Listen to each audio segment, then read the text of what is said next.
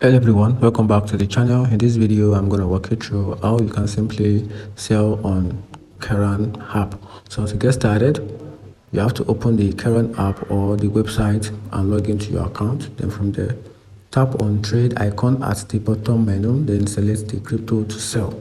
So to do that, choose the cryptocurrency you want to sell from your balance. Then ensure you have enough balance for the sale.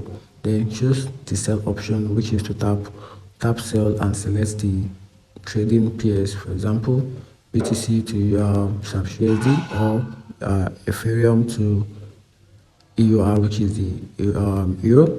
Then after that, enter the amount of crypto to sell, then choose the order type, then select order for an instant sale, then limit order to set your selling price, and after that double check the details and estimate the process.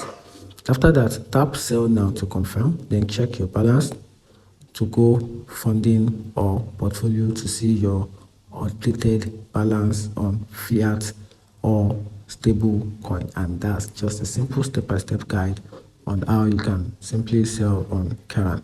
Find the video helpful, turn on the mission button and follow for more.